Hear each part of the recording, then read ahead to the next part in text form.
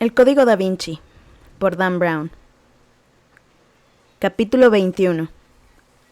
Claro, la Mona Lisa. Durante un momento ahí de pie junto a la salida de emergencia, Sophie se olvidó por completo de que estaban intentando salir del Louvre. La sorpresa que le produjo aquel anagrama solo se veía amortiguada por la vergüenza de no haberlo descifrado ella. Su profundo conocimiento de criptoanálisis le había hecho subestimar los juegos de palabras más sencillos, aunque aquello no era excusa. Tendría que haberlo visto. Después de todo, los anagramas no le eran desconocidos. Cuando era joven, su abuelo le planteaba muchas veces juegos de palabras para que perfeccionara la ortografía. «No logro imaginarme», dijo Landon mirando la foto. «¿Cómo ha podido crear su abuelo un anagrama tan complicado en los minutos previos a su muerte?» Sophie sí tenía la explicación, y darse cuenta de ello le hizo sentirse aún peor. Tendría que haberme dado cuenta al momento. Ahora recordaba que su abuelo, un aficionado a los juegos de palabras y amante del arte, se había dedicado de joven, a modo de pasatiempo, a crear anagramas con los nombres de famosas obras de arte. De hecho, en una ocasión uno de ellos le había causado problemas cuando Sophie era pequeña. En una entrevista que le habían hecho para una revista especializada de los Estados Unidos, había comentado que el cubismo no le gustaba nada, y que con el título de la obra maestra de Picasso, Las señoritas de Aviñón, podía formarse el anagrama Niña veo lerdas tiñosas. A los amantes del pintor no les hizo demasiada gracia. «Lo más probable es que mi abuelo inventara el anagrama de la Mona Lisa hace tiempo», dijo Sophie mirando a Langdon, y esa noche se había visto obligado a usarlo a modo de código improvisado. La voz de su abuelo acababa de hablarle desde el más allá con escalofriante precisión. No tenía ni idea de por qué sus últimas palabras hacían referencia a aquella famosa pintura, pero solo se le ocurría una posibilidad y no era precisamente tranquilizadora. Esas no fueron sus últimas palabras. ¿Debía acaso ir a ver la Mona Lisa? ¿Le había dejado su abuelo un mensaje ahí? La idea no era descabellada, porque aquel famoso lienzo se exponía en la sala de Stadt, una cámara aislada solo accesible desde la gran galería. Y además, el acceso a ella se encontraba a solo 20 metros de donde habían encontrado su cadáver. Podría fácilmente haber ido a ver el cuadro antes de morir. Sophie miró la escalera y sintió que nadaba entre dos aguas. Sabía que debía sacar inmediatamente a Langdon del museo, pero su instinto le empujaba a hacer lo contrario. Recordó la primera vez que visitó la gran galería siendo niña, y se dio cuenta al momento de que si su abuelo hubiera tenido un secreto que revelarle, había pocos lugares en la tierra más adecuados que hacerlo que junto a la Mona Lisa de Leonardo da Vinci. «Ya casi estamos», le había susurrado su abuelo, tomándole la mano y guiándola por el museo, desierto a aquellas horas. Sophie tenía 6 años. Se sentía pequeña e insignificante al contemplar aquellos techos altísimos y aquel suelo que le mareaba. El espacio vacío le inspiraba temor, aunque no quería que su abuelo se diera cuenta. Apretó con fuerza la mandíbula y se soltó de su mano. «Ahí delante está la sala de Etats», le dijo él cuando llegaron a las puertas de la sala más famosa del Louvre. A pesar de la evidente emoción de su abuelo, Sophie quería irse a casa. Había visto reproducciones de la Mona Lisa en libros y no le gustaba nada. No entendía qué era lo que le veía a la gente. «¡Qué aburrido!», protestó Sophie sin dejar de avanzar. Al entrar en aquella sala recorrió las paredes con la mirada y la posó en el inequívoco puesto de honor, el centro de la pared derecha, donde un único retrato colgaba tras un panel protector de plexiglas. Su abuelo se detuvo un instante junto a la puerta y luego se acercó al cuadro. «Entra, Sophie. No todo el mundo tiene la suerte de poder verlo a solas». Venciendo el miedo, Sophie cruzó despacio la sala. Después de oír hablar tanto de la Mona Lisa, le parecía que se estaba acercando a un personaje de la realeza. Se situó justo delante del panel de plexiglas, aspiró hondo y miró hacia arriba para abarcarlo todo.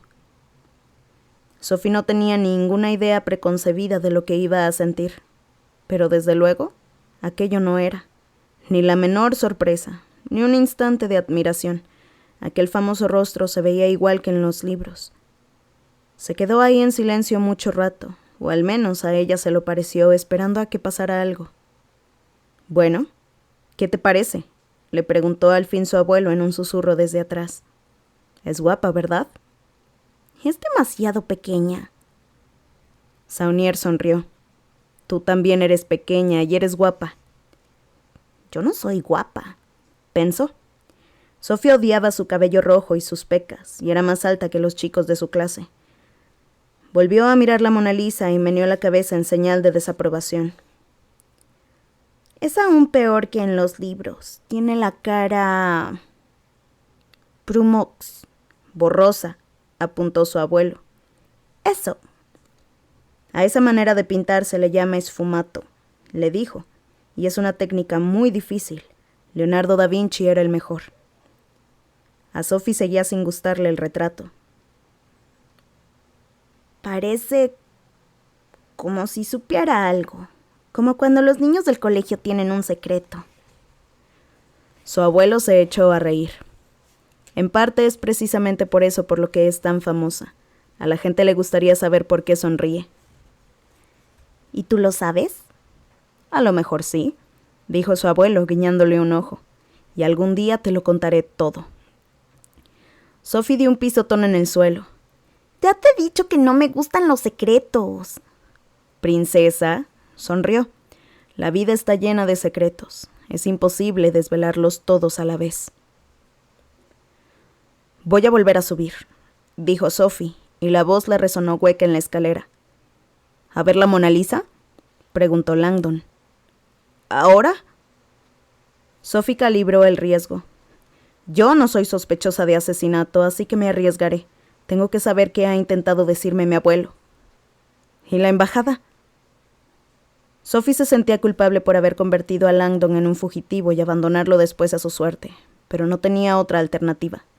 Le señaló la puerta metálica que había al final de la escalera. Cruce esa puerta y siga las señales luminosas que indican la salida.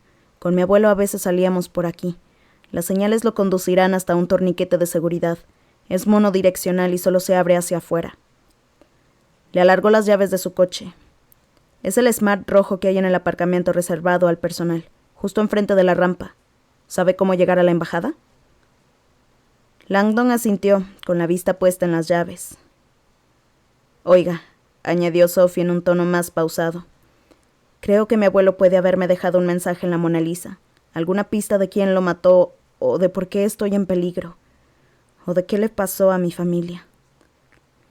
Tengo que ir a ver. Pero si lo que quería era contarle por qué está usted en peligro, ¿por qué no lo escribió ahí en el suelo? ¿Por qué recurrir a ese complicado juego de palabras? Sea lo que sea que mi abuelo ha querido decirme, no creo que quiera que nadie más lo supiera o lo oyera, ni siquiera la policía. Estaba claro que su abuelo había hecho todo lo posible por hacerle llegar la información directamente a ella. Lo había codificado todo, hasta las iniciales de su nombre, y le había pedido que se pusiera en contacto con Robert Langdon. Un sabio consejo, teniendo en cuenta que había descifrado el mensaje cifrado. Por extraño que parezca, continuó Sophie, creo que quería que yo viera la Mona Lisa antes que nadie. Iré con usted. ¿No? No sabemos cuánto tiempo más va a estar despejada la gran galería. Tiene que salir de aquí. Langdon no parecía demasiado convencido, como si su propia curiosidad académica amenazara con imponerse a su sentido común y con arrojarlo de lleno en los brazos de Fash. Váyase, váyase ahora mismo. Sophie le dedicó una sonrisa de agradecimiento. Nos veremos en la embajada, señor Langdon. Langdon parecía contrariado. Nos veremos con una condición, replicó con voz muy grave. Sophie se quedó un momento en silencio sin saber qué decir. ¿Qué condición? Que deje de llamarme señor Langdon y de hablarme de usted. A Sophie le pareció detectar un ligerísimo amago de sonrisa en el rostro de Langdon y se descubrió a sí misma devolviéndole el gesto. Buena suerte, Robert. Cuando Langdon alcanzó el último rellano al final de la escalera, le llegó un inconfundible olor a aceite de linaza y escayola. Delante de él, una señal iluminada que rezaba Sortie, Exit, tenía una flecha que apuntaba a un largo pasillo. Langdon se internó en él. A la derecha apareció un obscuro taller de restauración poblado por un ejército de esculturas en distintos estadios de restauración. A la izquierda, Langdon vio una serie de salas que se parecían a las aulas de Bellas Artes de Harvard. con hileras de caballetes, lienzos, paletas, herramientas para enmarcar, una cadena de montaje artística. Siguió avanzando por aquel corredor con la sensación de que en cualquier momento podría despertarse en su cama de Cambridge. Todo lo que le había pasado esa noche se parecía mucho a un sueño raro. Estoy a punto de salir a escondidas del Louvre, como un fugitivo. El ingenioso anagrama de Saunier seguía rondándole la mente, y sentía curiosidad por saber qué encontraría Sophie en la Mona Lisa, si es que encontraba algo. Parecía muy convencida de que su abuelo lo había dispuesto todo de manera que ella fuera a ver el famoso cuadro una vez más. Por más lógica que resultara aquella visita, a Langdon le asaltó de pronto una angustiosa paradoja. PS. Buscar a Robert Langdon. Saunier había escrito el nombre de Langdon en el suelo, instando a Sophie a ponerse en contacto con él. ¿Pero por qué? ¿Solo para que la ayudara a resolver el anagrama? Le parecía poco probable. Después de todo, el conservador no sabía si se le daba bien o mal resolver anagramas, si ni siquiera nos conocíamos, pensó. Es más, Sophie había dejado muy claro que ella sola debería haber sido capaz de resolver aquel enigma. Había sido ella la que se había dado cuenta de que los números correspondían a la secuencia de Fibonacci, y sin duda, con un poco más de tiempo también había llegado a descifrar el resto del mensaje sin su ayuda. En teoría, Sophie debería haber resuelto sola el anagrama. Cada vez estaba más convencido de que aquello era así, pero aquella conclusión creaba un vacío en la sucesión lógica de sus acciones.